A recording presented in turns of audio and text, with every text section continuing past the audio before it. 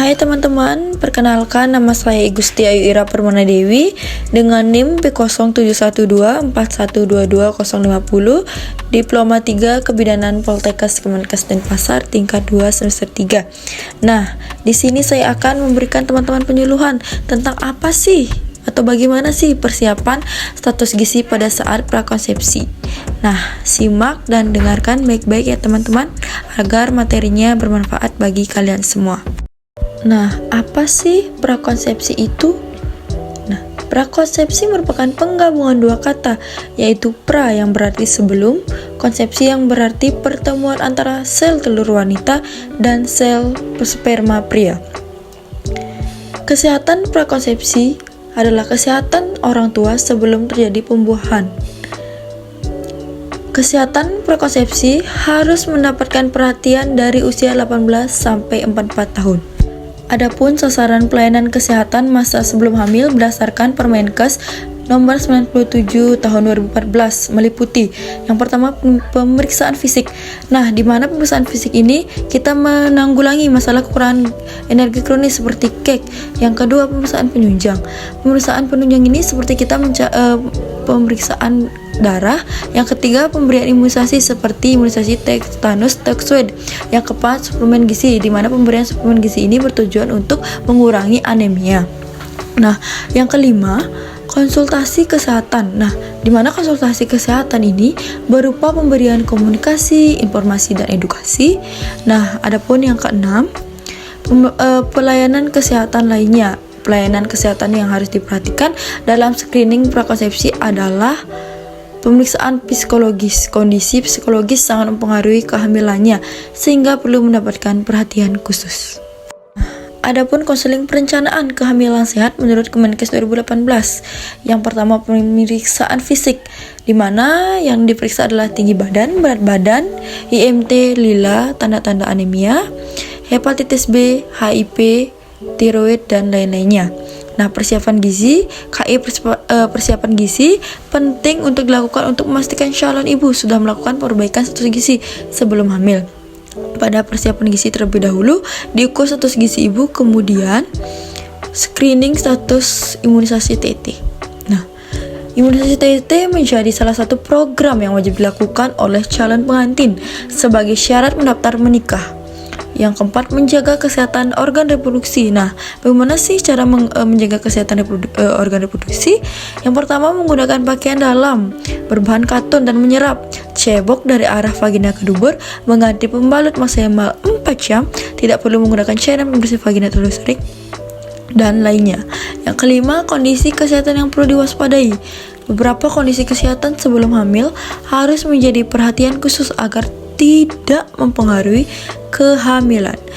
Beberapa kondisi kesehatan yang perlu diwaspadai akan dijelaskan pada gambar berikut. Yang pertama ada anemia. Anemia adalah kondisi kesehatan di mana kadar hemoglobin atau Hb di dalam darah kurang dari normal 200 mg/dl. Nah, adapun tanda-tandanya seperti lesu, letih, lemah, lelah, mulai sering mengeluh, pusing, dan mata berkunang-kunang. Nah, selanjutnya ada hepatitis B, yaitu penyakit peradangan hati disebabkan oleh virus hepatitis B. Virus ini dapat ditemukan dalam cairan tubuh penderita seperti darah, cairan lainnya seperti cairan vagina, cairan tubuh. Nah, gejalanya seperti demam, mual muntah, rasa lelah, kencing berwarna gelap, dan mata dan kulit berwarna kuning. Nah, baik, selanjutnya ada penyakit diabetes mellitus. Diabetes mellitus atau DM ini merupakan penyakit kronis yang ditandai dengan peningkatan kadar gula darah 200 mg/dl pada pemeriksaan gula darah sewaktu-waktu.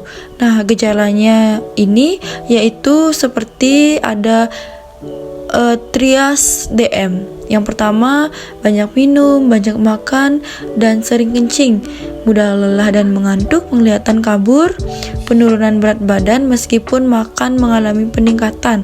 Nah, dampak diabetes mellitus ini yaitu berat badan bayi lahir di atas normal atau bayi besar, bayi berisiko mengalami hiperbilirubin atau kuning, dan ada penyakit-penyakit lainnya.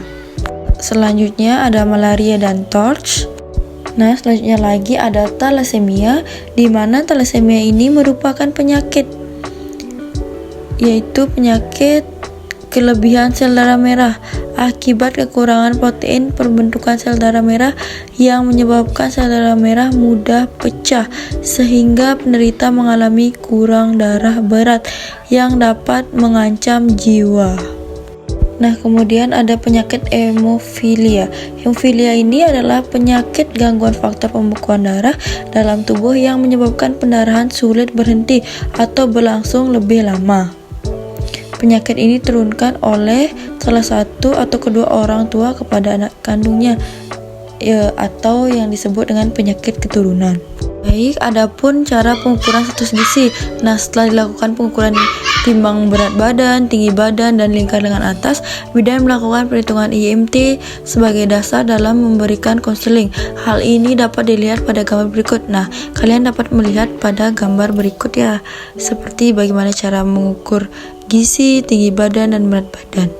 Nah, adapun asupan gizi pada prakonsepsi. Pengaturan asupan gizi bisa diterapkan 3-1 tahun sebelum masa kehamilan. Nah, adapun beberapa hal yang perlu calon ayah dan ibu perhatikan antara lain konsumsi sayuran dan vitamin yang berperan untuk kesuburan laki-laki maupun perempuan. Zat besi diperlukan untuk mencegah anemia. Nah, zinc harus terpenuhi untuk mencegah fungsi organ seksual laki-laki, produksi sperma, dan lain-lainnya. Selanjutnya, argian. Laki-laki disarankan mengonsumsi argian yang merupakan asam amino untuk memperkuat daya tahan hidup sperma dan mencegah kemandulan. Nah, selanjutnya ada asam folat. Direkomendasikan kepada perempuan sebanyak 400 mcg atau 0,49 setiap hari. Asam folat bisa diperoleh secara alami melalui sayuran, berdaun hijau, tua, bayam, kangkung, sawi, dan lain-lainnya. Nah, yang terakhir, kalsium. Perempuan yang berencana hamil dianjurkan untuk mengonsumsi setidaknya 1000 mg per hari. Bisa didapatkan dari susu, salmon, ikan kembung, keju, yogurt, dan lain-lainnya. Adapun beberapa makanan yang perlu dihindari pada saat prakonsepsi. Yang pertama ada kafein. Konsumsi kafein sebaiknya dihentikan atau sangat dibatasi. Penelitian menunjukkan konsumsi 200-300 mg kafein dapat menurunkan kesuburan sampai dengan 27%. Nah, menghindari segala bentuk alkohol, pemanis buatan, pewarna buatan, rokok, asap rokok, serta obat-obatan yang tidak perlu. Pemahaman gizi prakonsepsi yang baik tentu akan membantu kamu untuk menghamil dan melahirkan anak dengan lebih sehat. Mulai dari sekarang, tidak ada masalah atau tidak ada salahnya mempersiapkan gizi yang nantinya berguna untuk kalian, pasangan, maupun si kecil nantinya, supaya kalian dapat sehat walafiat dan tidak ada kekurangan apapun. Baik, itu saja materi yang dapat saya sampaikan. Semoga materi yang saya sampaikan dan saya paparkan bisa berguna dan bermanfaat bagi kalian semua. Sekian yang dapat saya sampaikan. Terima kasih banyak.